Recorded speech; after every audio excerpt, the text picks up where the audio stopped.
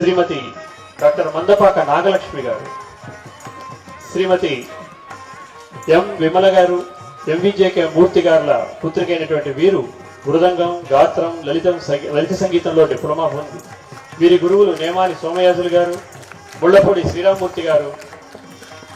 అనంతరం కారైకుడి ఆర్ మణిగారుల వద్ద విద్యను అభ్యసించారు.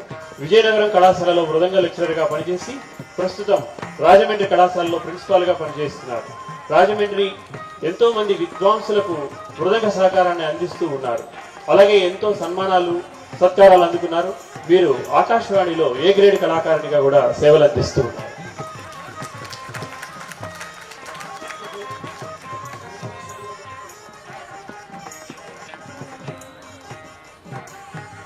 తర్వాత మరొక సత్కార గ్రహీత శ్రీ బివిఎస్ ప్రసాద్ గారు, శ్రీ కామేశ్వరి సత్కార గ్రహీత శ్రీ బివిఎస్ ప్రసాద్ గారు. మరొక ఆత్మీయ సత్కార గ్రహీత శ్రీ కొమ్మ జోసుల సద్గురుచరణ్ గారు. మరొక ఆత్మీయ సత్కార గ్రహీత శ్రీ గుంటుకు వెంకటరావు గారు.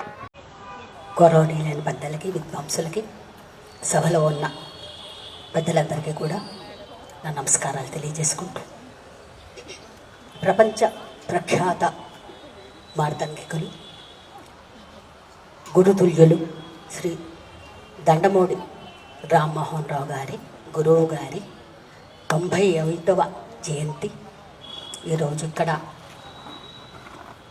జరపడం, అదేవిధంగా దాంట్లో నన్ను కూడా ఒక భాగస్వామిని చేయడం అనేది నా సుకృతంగా భావిస్తున్నాను.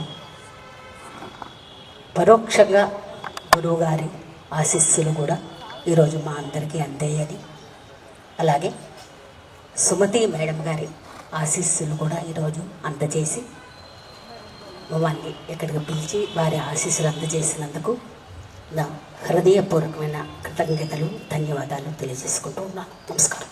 ధన్యవాదాలండి. మరొక ఆత్మీయ సత్కార గ్రహీత శ్రీ బివిఎస్ ప్రసాద్ గారు.